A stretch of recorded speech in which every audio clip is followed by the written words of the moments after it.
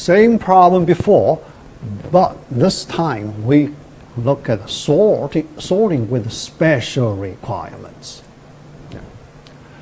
Yeah, because in the real world applications, sometimes when you do the sorting, you need to, you need to follow some special requirements.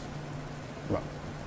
So those requirements force you to change your sorting design idea. Yeah. Here, let me list some special requirements. Yeah. You can see, based on the given requirements, our old sorting algorithms won't work.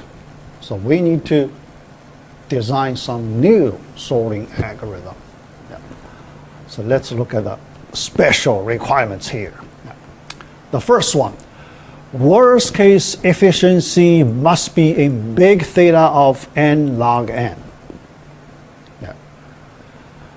Can you, from what we have learned, can you see which one follows this one? Yeah. Which of our, so we have learned 5, right? Yeah. From the 5 sorting algorithms we have learned so far, which one follows the first requirement? Worst case efficiency. That means there is no bottleneck. Yeah. If your worst case is in the big theta of n squared, this is the bottleneck. Okay? For some applications, we may like to avoid this bottleneck problem. Yeah. Very slow. Yeah. Only one satisfy. One of the 5 has this property, merge sort. Merge sort. Only merge sort. Yeah. All the others, quick sort, big theta of n squared. Quick sort cannot avoid the bottleneck. Okay? All right. Yeah. The second one, in place. Let me explain this term. This in place has another meaning. Okay? Yeah. So remember, at this point, we talk about the elements in place, right? Given an array, some elements are in place, some elements are not in place. So at this point, we talk about that. But here, the in place here, the meaning is different. In place here, we talk about in place algorithms. The algorithms should be in place. Yeah. So, yeah, many times the students get confused. Yeah. So when they see this phrase in place, so they messed up. Yeah. So elements in place or algorithm in place, they messed up. Right? So here we look at the algorithm in place. Let me explain the meaning. What's the meaning of algorithm in place? Yeah. All right. Remember the last time we talked about extra space used. Yeah. Extra space used implementing an algorithm, right? Yeah. When you implement algorithm, oh, just a minute. Yeah, some student, I saw some message here. So here, I'm talking about the definition of the in-place algorithms. So we go back to the extra storage space we talked about last time. Okay? Yeah. The extra storage space.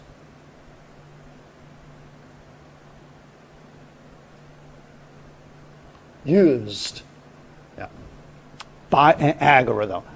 What do you mean extra? Remember the last time we said the storage space used other than input-output. Storage used for input-output, that's the standard part. Okay? Yeah. So every algorithm must use that part of the storage. So that's not extra. Okay? So that's the formal part. The extra part other than input-output storage. So that's the extra. The extra storage space must be in big theta of 1. big theta of 1. Yeah. So that means bounded by constant. That's the definition of in-place algorithms. Actual space used is bounded by some constant. Yeah. 2, 3, 5, any number constant. Yeah. In place. Okay? Based on this definition, can you see which, from what we have learned so far, there are 5, right? Yeah. So here, let me go through those 5. So we try to understand this in-place concept better. The first one, selection sort. Think about in-place or not. Selection sort. Second, bubble sort, right? Yeah. Third, insertion sort.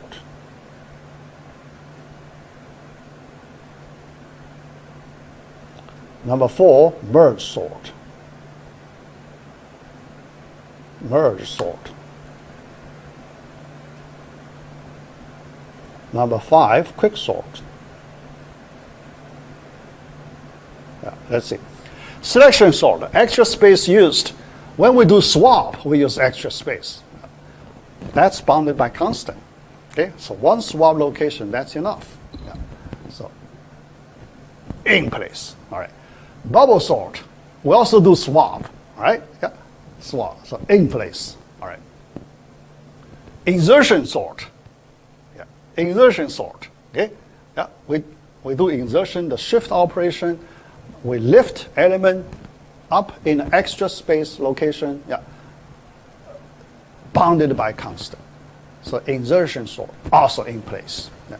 How about merge sort? Merge sort. Remember, when we merge 2 subarrays, we copy to a destination array, right? Destination array, that's not bounded by constant. That is extra space. A destination array. Yeah. So a merge sort is not in place. Yeah. Because when we do the merge, we need to use space more. It cannot be bounded by constant. Yeah. So merge sort is not. Yeah. Then quick sort. When we do the quick sort, when we do the partition, in that step, the extra space we use, we do swap, right? Yeah. For partition. Yeah. So here, the merge sort is a little harder to see. So the merge sort, when we do each partition, the extra space used, bounded by constant. Yeah, that's no problem. Each partition, okay? Yeah, but there is a problem. So there is a problem. So we cannot put it in the in-place category, yeah, because the quick sort, we have to use recursion to implement, right? Recurrence relation. When you use recurrence relation, you need to use a stack in main memory. The stack you use in main memory could be very deep, right? How can you say the extra space you used? Yeah, the stack is the extra space.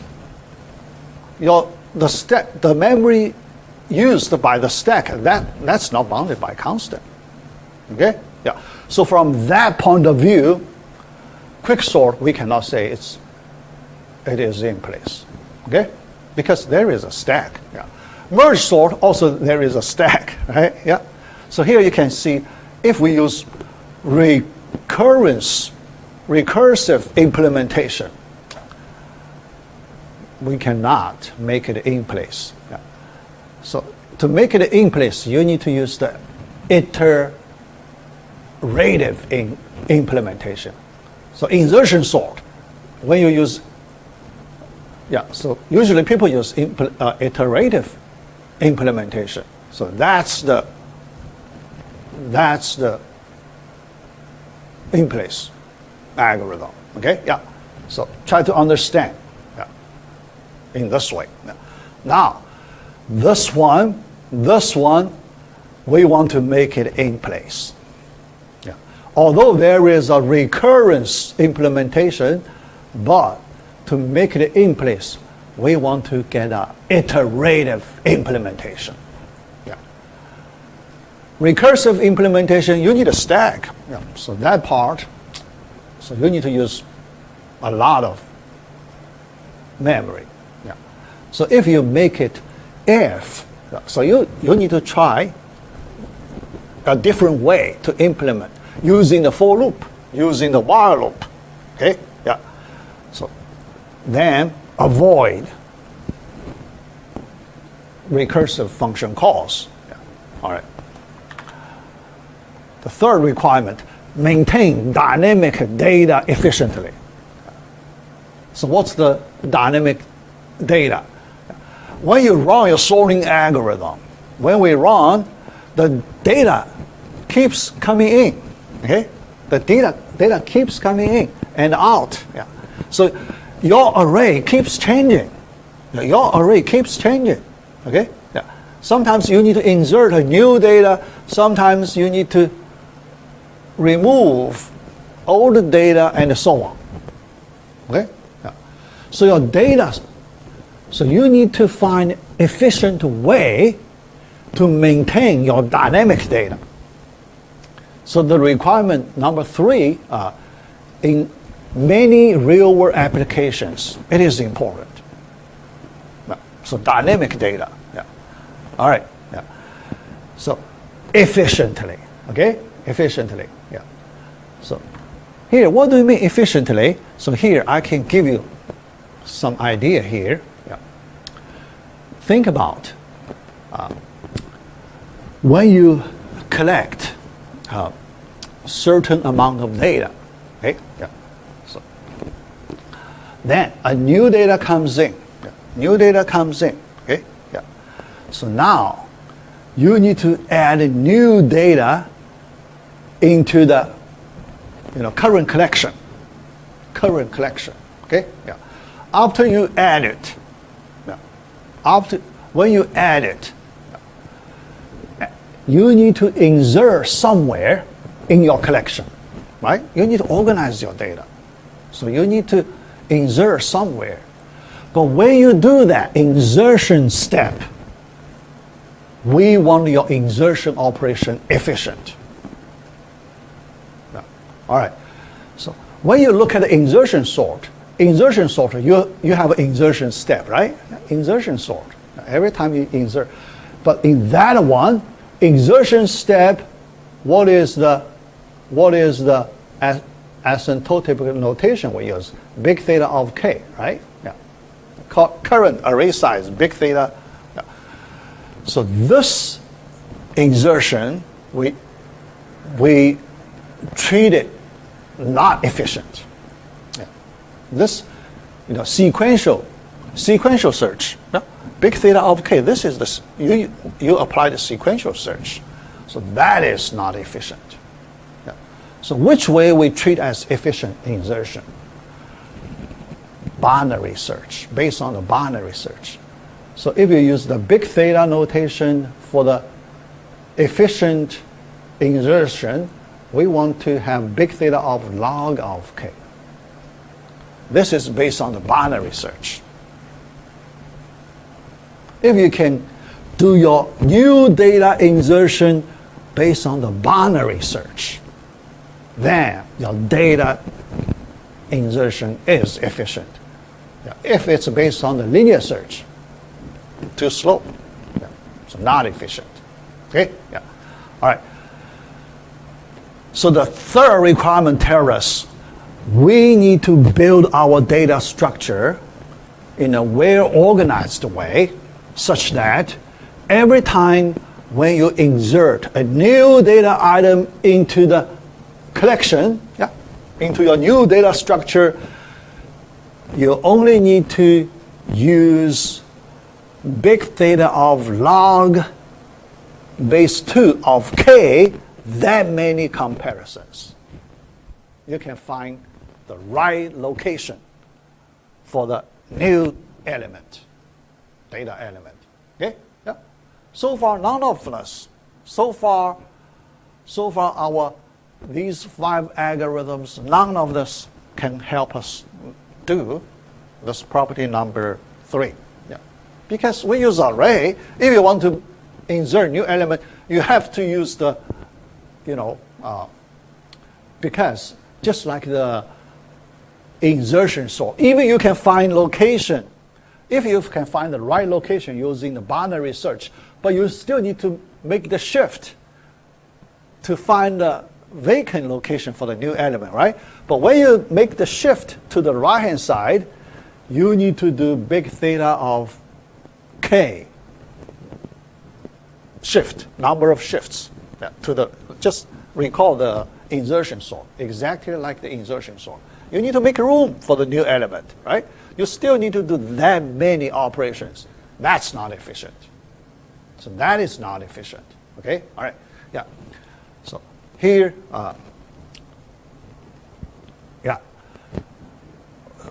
so after we discuss these 3 requirements, so you can understand, we have to create a new sort that satisfies all these 3 requirements. Yeah. And it's not that easy, so you need to build a new data structure to support all these properties. Yeah. Build a new data structure. Yeah.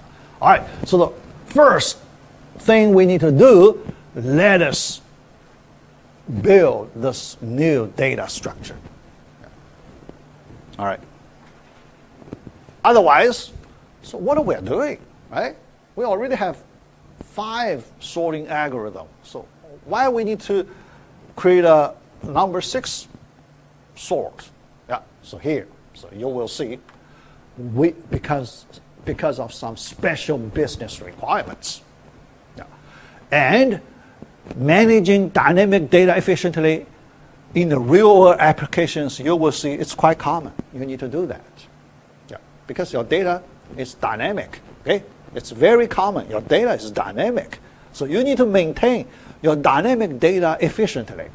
Okay? Yeah. So this new sort is useful to help you understand that special situation. Yeah. All right. So let's continue. Yeah. All right. Yeah. Yeah. All right. Yeah. I already explained. Yeah. So these things, big theta. Yeah. I already explained. Now we need to look at how to design this new data structure. Yeah. You can see it's non-trivial. How can you build your data structure to support all those properties? It's non-trivial. Yeah. So the idea is very simple but very smart. Yeah. So think about the partition step of quicksort. Very smart. Yeah. Very simple, very smart. Here, similar thing. Yeah. Some simple data structure, but very smart. Yeah. All right, so let's look at that. First, yeah, look at this log base 2 of k. In order to find right location for your new data item, how can you do your search in log base 2 of k? That means you're based on the binary search. Okay? You're based on the binary search. Only when you do binary search, you can get log base 2 of k, right? Yeah. So that means your data structure should have a binary tree data structure. Yeah. If you think about, if your data structure is still array, when you do the search, you can only do the sequential search, linear search, right? Yeah. Yeah. It's not easy, although you can do, binary search, yeah. So you can argue, you can, if it's ordered, you can do binary search, right? Yeah, ordered. But it is ordered. The problem is when you insert a new data, how do you recover the order, right? Yeah. The recovery process is very expensive. Yeah. Recovery process is very expensive. Okay? Yeah. All right. So now our new data structure, it should not be array. Or it should not be, so here it's hard to say. It should not be a simple array. Simple array. The reason I say this is it could be some array with complicated properties, right? With extra properties. It should not be array, without any new properties. So our current array, that's not enough. So we need an array with more new properties. So that's the meaning. Okay. All right. So we want to maintain our data in a binary tree structure, because when you have a binary tree, when you do the search, level by level, do the search level by level, then you have a chance to get a big theta of log base 2 of k. That's the number of levels, right? From top to bottom, okay? Top to bottom. And we want our binary tree near balanced. We cannot require balanced, right? We like to have a balanced, completely balanced.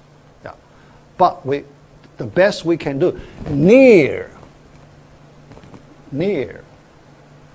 complete binary tree. Okay? In that way, log base 2 of k, we can find its location in the tree. Okay? All right. So that's when you design, you need to think about how to get that property. Okay? All right. Design of data structure, make it as simple as possible. So sometimes if you make your data structure very complicated, then it's not efficient. You need to do a lot of work. Okay? When you manipulate the data, you need to do too much work. That's not good. All right. So the candidates, think about what data structure in your mind you want to make a binary tree structure, built-in binary tree structure for you to manage the dynamic data. So mainly insertion, deletion operation. Handle insertion, deletion operation efficiently. So here, let's look at these two candidates. The first one, array. Array the simplest. Although the original array not good enough, but can we do some more work to make it good enough? So that's one candidate. Second one, linked list. Recall the data structure linked list a little bit. Why here I put a linked list here? Because how do you store a binary tree data structure? Linked list gives us one way to store binary tree, right? Left child, because you need to specify for each current node, the parent node, which node is its left child node, which node is its right child node. You need to specify that relationship, right? Left child node, right child node. If you can use linked list, that's easy, right? So you create a pointer, okay, or pointer-like variable. In Java, you can also do linked list, right, without pointer. In C, C++, you need to use a pointer, but Java, there is no pointer available. But we can use something similar to pointer, reference, something like that. So you can specify left child link and a right child link, right? Linked list. Now, these two candidate data structures. But which one is better? We need to choose from these two candidates. Array simpler. Array. So when we use array to store our data, so we feel very comfortable, right? We just manipulate array indices. Okay. When we do swap, very easy, right? So we feel very comfortable. manipulate data stored in an array. How about linked list? When you need to manipulate data stored in a linked list, okay, you need to follow the certain link, right? Yeah. Suppose you want to swap data stored in two different nodes, right? Yeah. So you need to carefully how to locate those two nodes, okay? How to, yeah, it's a lot of work. Yeah. So here you can see, if you use linked list in this situation, you need to do a lot of work, too much work, comparing with the array way. Array, yeah, swap operation, so easy. Yeah. Yeah. But linked list, not that easy, right? Yeah. A lot of work you need to do. Yeah. All right. Can we use an array directly? Yeah, directly. Not directly. We do not know how to specify child-parent relationship, right? When you store elements in array, how do you know which one is child, which one is parent node? Right? You cannot. Okay. Yeah. So you need to do some extra work. Parent-child relationship. You need to find a smart way to address the parent-child relationship. Okay? Yeah. All right. Yeah. Yeah. So here, let's try to make it. Okay? Let's try to make it. Yeah. If we can make it, then we do not need to use linked list. Yeah.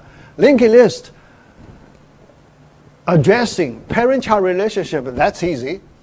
Yeah. But if we can use array to address parent-child relationship, then we can throw away linked list. Yeah. All right. Yeah. So the next step, then, yeah. So I already explained what's the efficient way means. Yeah. So yeah. Yeah. So array. Yeah. So here we already. Yeah. So we come to this point. Yeah. Our goal, we need to. Let me summarize in this way. Summarize our goal in this way. We want to use an array to store a binary tree. Yeah, binary tree. When you use an array to store a binary tree, you need to specify the parent-child relationship. Okay, parent-child relationship. Yeah. All right. Yeah. So let's look at how to specify parent-child relationship. All right. Our goal this time, build the binary tree structure in an array. Yeah. How to build, define parent-child relationship for two elements in the array. Yeah. How to modify the array. Yeah. So here. All right. The data stored in the array. Yeah. Yeah. So here, yeah. So actually, this part I already explained. Yeah. When I explain efficiency, data insertion, deletion efficiency, I already explained. Yeah. So let's go a little quickly. Okay. Yeah. So insertion, order, make it order, insertion. So we need to do this much work. Yeah. But we don't like, this is not efficient. Okay, so we want the binary search way. Yeah, so yeah, we take the binary search way, not the linear search way. Yeah, so I already explained this part. All right. So how to get it? Need to introduce new data structure with array as its underlying data holder. Yeah, maintain parent-child. Yeah, we are here. Okay, now we want to define parent-child relationship on the array elements. In all our elements stored in the array, how do we define parent-child relationship? That's all we need to do at this point. Yeah. All right, next. Yeah. Binary tree structure in array. That's mainly about the definition of parent-child relationship definition. Okay? Yeah. how to build a binary tree inside an array. So here we need to introduce the heap data structure. Okay? The properties we need, so we use an array as the underlying storage object. Okay? Yeah. So you can see we do not use any very complicated data structure, just an array, simple array.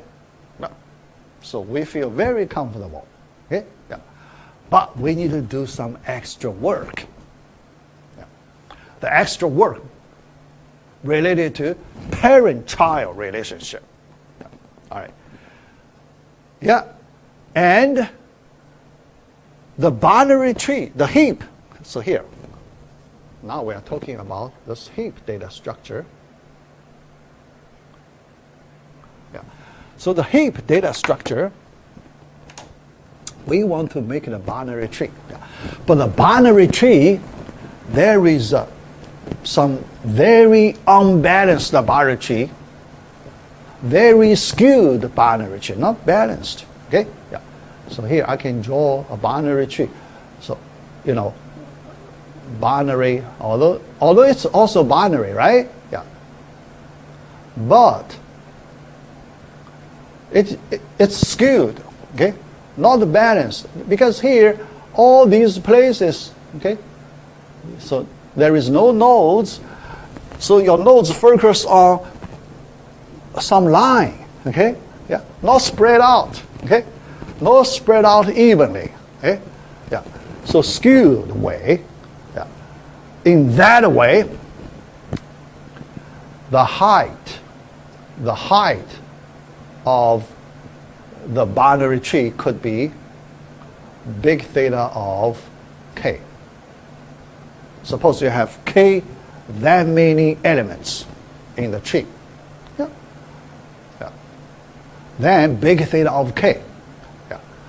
And we want to have the height, we want to spread our nodes out in all levels, spread out as much as we can in all levels, so that the height should be big theta of log base 2 of k. Okay? Log of k. Yeah. So that's why here we say near complete this property, near complete binary tree. Yeah. In that way, the height is controlled by the log base 2 of k. Okay? Yeah. Yeah. So that's the good property we want to have. Yeah. Yeah. So look at this one. Yeah. Here, you may ask me, what's the meaning of this near complete binary tree? Yeah. So we should have some specific definition for it. Yeah. So the diagram, so I draw here, you can see this is a near complete binary tree. So why do we call near complete binary tree? All right, so let me do it this way. Okay. Let's look at the last level. Okay. Yeah. This level. Yeah. Other than this level, yeah, if we ignore this level, it is complete, right? Yeah. Yeah. The remaining, the subtree, is complete. Okay? Yeah. Yeah. But the lowest level, that lowest level, we have certain number of nodes. In the lowest level, it may not be complete. Okay? The lowest level may not be full. Okay? Let's say in this way. The lowest level may not be full. Other than the lowest level, all the other higher levels, all full. All full. Okay? So if a binary tree has this property, we call it near complete binary tree. Yeah. So our heap data structure, we want to make our heap follows this. simple binary tree structure, near complete binary tree, this structure. Okay? Yeah. In this way, you can see when we estimate the height of the binary tree, we can use log base 2 of k, right? Yeah. So we will not go, from one direction very far, with the depth, with the height, big theta of k. Okay? Yeah. So that's the, another important consideration here. Okay. All right. Only the bottom level may not be filled. Yeah. Other than that, all the other values are full. Okay. All right. Sufficient space for dynamic data. Yes, this is another property we need to consider. Okay. Yeah. Later I will talk about this point. Yeah. Sufficient space for dynamic. Think about in our real world applications, our data keeps coming in and out, right? Flowing out dynamically, all right? Do you have an idea? Think about when you need to allocate memory space for an array. Do you need to specify the array size? You have to, right? Because the array size, after you specify it, you cannot change it, right? You have to, when you declare array, you need to specify array size. After you declare it, you cannot change the array size. You have to use that array, okay? Otherwise, you destroy it. You can destroy it, but you cannot change its size, okay? Yeah. Array size must be fixed. The question is, if your array, if you thinking about dynamic data, keeps coming in, sooner or later, your array is full. When your array is full, how do you store new data when your array is already full, right? Yeah. So that's the meaning, sufficient space for dynamic data. How do you maintain sufficient storage space for your dynamic data? Okay, yeah. So the next slide, I will explain some idea. Yeah. So you need to do some work. You need to do some, data manipulation work to expand. Yeah, let's say expand your array, right? Yeah, you need to expand your array. Okay. If you have a lot of deletion, you need to shrink your array, right? Shrink the size. Otherwise, you use a big array, but you only store a small portion of the data. You waste a lot of memory space, right? So you like to shrink. Okay. When you do a lot of deletion, you want to shrink your array size. You want to release some array storage space to the main memory for other programs. Yeah. So here, there is another special consideration here is this number 3, sufficient space for dynamic data. Okay? Yeah. All right. Yeah. So we discussed in next slide. Yeah. Here, I just put here. Okay? Number 4, certain relationship among nodes. That's the parent-child relationship. Yeah. So we will define it soon. Yeah. Question. How much space is efficient? Yeah. Now let's answer this question. Efficient space for dynamic data. How to make your space efficient. Yeah. We don't know. Yeah. At the beginning, we don't know how much space we should use. Yeah. So we need to use some smart managing operations to monitor the space used, storing the dynamic data. When we detect the array is close to full, we need to expand the array. We need to expand the array. Yeah. When we are near that point, almost full, okay? When we're near that point, you need to do the expansion. Yeah. Earlier, a little earlier, okay? Not too late, okay? Earlier, before it is full. Yeah. All right. How to know? Yeah. So at the beginning, because we don't know, we just allocate certain amount of memory to the array. Okay?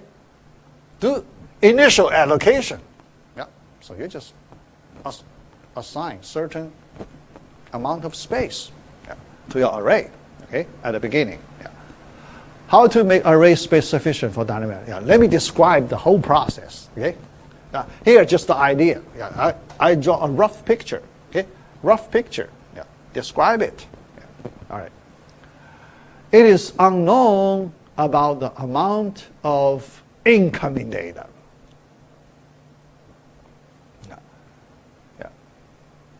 Right? So at the beginning, let us just assign certain amount of space to an array initially. Okay? So we don't want to assign too much space because it will waste a lot, right? At the beginning, if you assign a huge size array, most of the time you do not need to use that much space, so you waste a lot of space. That's not efficient.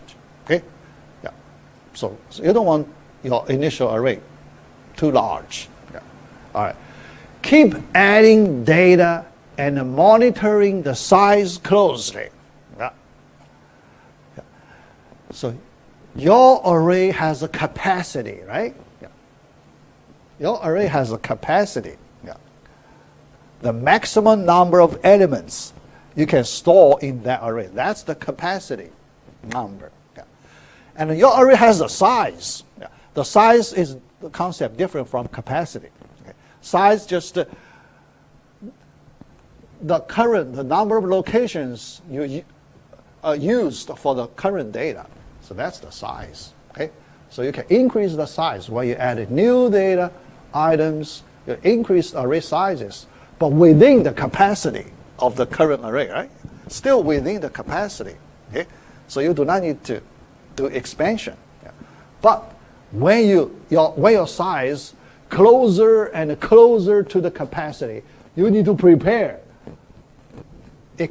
expansion for a new array. Old array, so you need to move from the new array to new data from old array to a new array. All right. When a threshold is reached, threshold. Okay. So here, I'm talking about. So let me draw a picture here. Okay, threshold. So what's the threshold? Right. Suppose this line segment corresponds to your array, to the capacity of your array. Okay, capacity. Then we need to monitor the array size. So this part is your array size. Okay. Okay. All right. Then when you add more and more new dynamic elements into the array, you increase the array size, right? Okay. Then sooner or later you reach some line. We set some threshold. Okay. Warning line. Okay. Some warning point. So how about let's set as 90% of the capacity. How about that? When you reach this 90% capacity line, it's the warning line. Okay? That means you need to do preparation to move your data from old array to a new array. Okay? Prepare. Data moving. You need to do a lot of work for data moving, right? Move your data to a larger array, okay? Larger array with larger capacity, okay? All right. So that's the threshold concept. Threshold is reached, a new array with larger size is created. So now you declare a new larger array. Usually people double the size, okay? People double the old capacity, okay?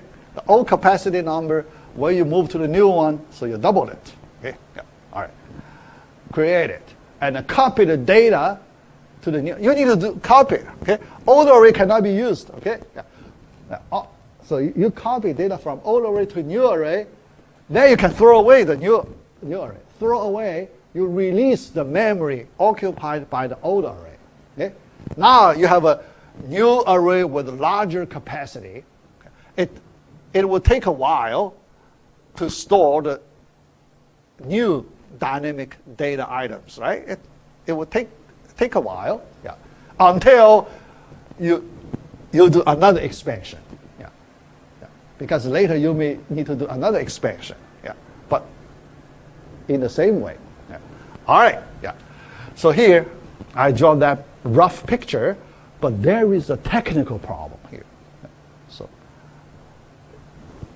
it looks like this idea is pretty simple, but if you need to implement it, you need to solve one important technical problem in order to make the whole process running smoothly. Yeah.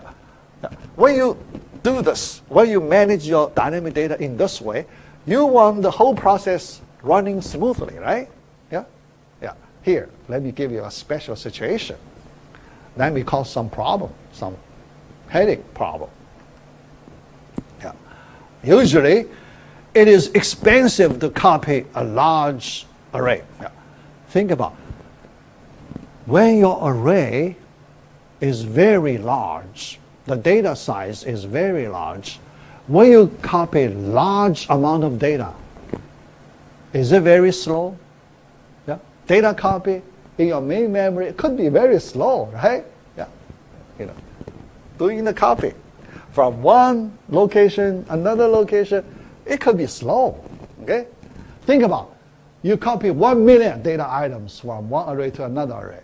Is it slow? It could take a few seconds, right? Yeah. Even it takes 10 seconds. That's too slow, okay? Too slow, okay? Yeah. So here we need to solve that bottleneck problem, okay? Yeah. When we need to make a copy, we hit this bottleneck, okay? This peak. Yeah. This peak is the copy time, data copy time you used, okay? Yeah. So you run your program smoothly, but at some point, you do not have enough space. You need to expand your array to get a larger array. Then when you make the data, you need to do this much work. Then, when you do the data copy, then your program suddenly runs very slow. Okay? Suddenly, it runs very slow. Yeah. There. The waiting time here, it's not good. The user's experience won't be good, right? You ask your user, wait there for even a few seconds. That's not good. Okay? Yeah. So you don't want to make your user, when they do something, suddenly they need to wait a few seconds. No. Yeah. So yeah. You cannot write your program like that. Okay? Yeah. So you have to remove this bottleneck. You have to find a smart way to remove this bottleneck. Yeah. So think about how to remove this bottleneck. Yeah. Yeah. All right, so let me look at the time we need to use this bottleneck. Okay, all right. Yeah. All right, so we want to spread the copy time, data copy time, evenly like that. Okay? Yeah. So we don't want to have a peak waiting time. Okay? The peak-like waiting time. So can we start copy a little earlier? In some wide period of time, yeah, keep doing copying. Yeah, so that's why we set 90% threshold. When we reach the line 90%, we start copying. Okay, we start copying. Every time, think about, every time when one new data comes in, how about we copy 10? Copy 10 old data item. Okay? When there is a new data item comes in, we copy 10 old data pieces items. Yeah, 1 to 10 ratio. How about that? Okay. When you copy 10 data items, it won't be very slow, right? So you won't experience that peak, long waiting time.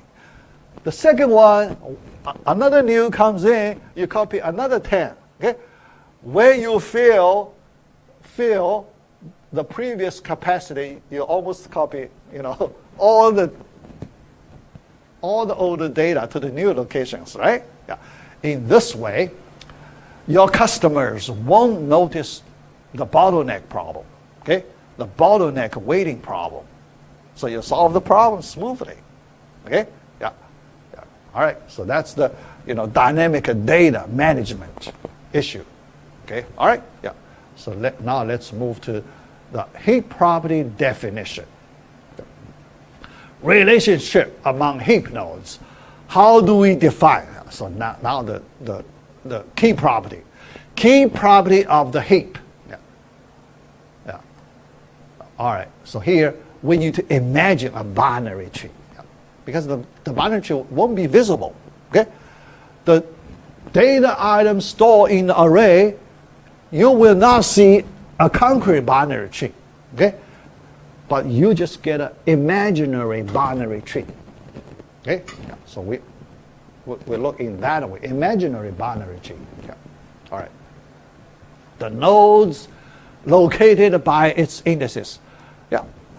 The good thing about array, we just use array indices to refer to all the elements. That simple. Okay? Yeah. No pointer, no reference, just array indices. That simple. Okay? Yeah. Now, the definition of relationship between two nodes, parent-child nodes. Two nodes. Yeah. Yeah. Let me draw a diagram to explain. Parent-child relationship definition. Yeah. All right. So let's consider the typical parent-child relationship. Yeah. So you see this triangle. Yeah. P refers to the parent node. Colon I means the index. The index of the parent node is I. Okay? Then, left child, look at the left branch of this tree. Left child, L colon left child. Okay? L refers to left child. Colon, the left child index, what index do we use for its left child? 2i. 2i, 2 times I. The left child. Okay? All right. Right child. What is the right child of the P node? R colon index corresponds to 2i plus 1. That's the way we define parent-child relationship. Okay? Yeah. Simple, right? So simple. Yeah. 2i and a 2i plus 1. So simple. Question. So would you pass half the array? Yeah. Let's say there's an array of 100 elements. Okay. If you get 55, Good. would there be a child of 55 times 2 that would have the simple of your earlier? No child. That means, if 2i is out of bound, right? Out of the range, that means the current node has no child. That means it's a leaf node. We define a node without child node, we define as a leaf node, right? Yeah, that's the meaning of leaf node. Okay, so still legal. Yeah. Left child, right child, both empty, nothing. Yeah, empty, nothing. So it's a leaf node. Yeah. So no problem. Still a legal one. Okay, a legal node in the tree. Yeah. Good. Yeah. So we will have a lot of discussion on that. Okay. Yeah. All right. Yeah. But when we define like this, but there is one thing we should be careful. That is, our index location cannot be 0. If it's 0, when you double it, still 0, right? You double 0, the same, you cannot make parent node and left child node the same one. No. So that means when we use an array to store a heap, we cannot use the array index 0, the first element in the array, to store a heap node. Okay? You can use first element to store other information, but not a heap node. Okay, you cannot store a heap node. Yeah. All right. Yeah. So A of 0 is never used as a heap node. Yeah. Yeah. Strictly speaking, we can say as a heap node.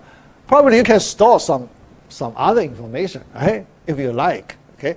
You don't want to waste that space. Yeah. But not for a heap node. Not for a valid heap node. Yeah. All right. Yeah. So let me look at the time. Yeah. Yeah. So, yeah. We need to have a break. Yeah.